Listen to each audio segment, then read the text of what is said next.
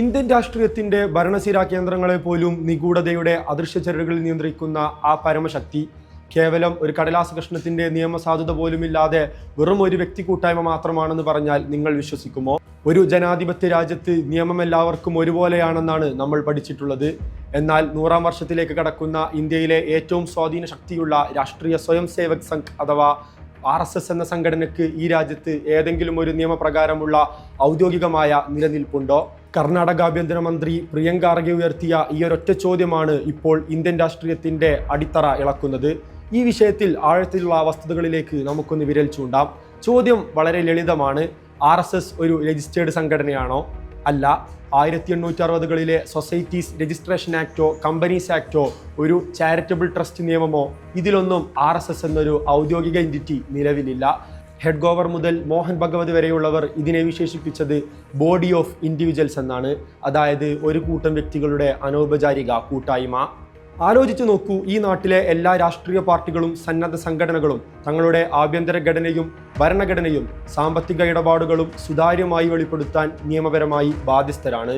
എന്നാൽ RSS ഒപ്പുവെച്ച ഒരു ഒഫീഷ്യൽ ലെറ്റർ ഹെഡോ ആർക്കും ലഭ്യമായ ഒരു ബൈലോയോ പോലുമില്ല. ഈ പൂർണ്ണമായ നിഗൂഢതയും സുതാര്യതയില്ലായ്മയുമാണ് ഒരു സംസ്ഥാനത്തിന്റെ ക്രമസമാധാന ചുമതലയുള്ള ആഭ്യന്തരമന്ത്രി ചോദ്യം ചെയ്തത്. പൊതുനിരത്തുകളിൽ പദസഞ്ചലനങ്ങളും ശിബിരങ്ങളും നടത്തുന്ന ഒരു ശക്തിയുടെ നിയമപരമായ സാധ്യത ചോദ്യം ചെയ്യുക എന്നുള്ളത് ഒരു ജനാധിപത്യ സർക്കാരിന് പൂർണ്ണ അവകാശമുള്ള കാര്യമാണ്. എന്നാൽ ഇതിനേക്കാൾ മുകളിൽ നിൽക്കുന്ന മറ്റൊരു വൈരുദ്ധ്യമുണ്ട്. നിയമപരമായ അസ്തിത്വമില്ലാത്ത ഈ സംഘടനയുടെ തലവന് രാജ്യം നൽകുന്നത് Z+ കാറ്റഗറി സുരക്ഷയാണ്. വിവരാവകാശ രേഖകൾ വ്യക്തമാക്കുന്നത് ഇതിനായി പൊതുഖജനാവിൽ നിന്ന്, അതായത് നിങ്ങളുടെയും എൻ്റെയും നികുതി പണത്തിൽ നിന്ന് വർഷം തോറും 5 മുതൽ 6 കോടി രൂപ വരെയാണ് ചിലവഴിക്കുന്നത്. ഇതിലും വലിയ തമാശ മറ്റൊന്നാണ്.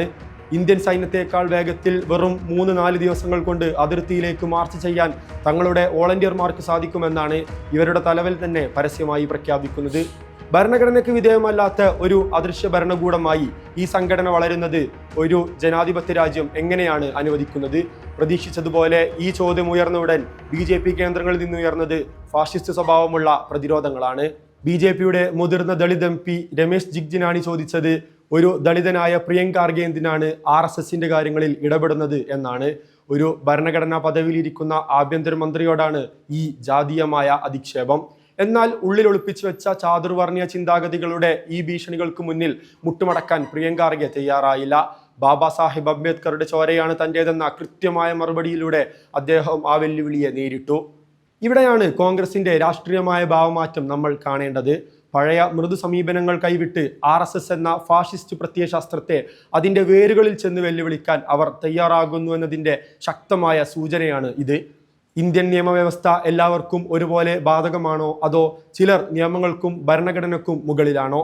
രാജ്യത്തെ ജനങ്ങളോടും നിയമങ്ങളോടും ഈ സംഘടന മറുപടി പറയേണ്ടതില്ലേ?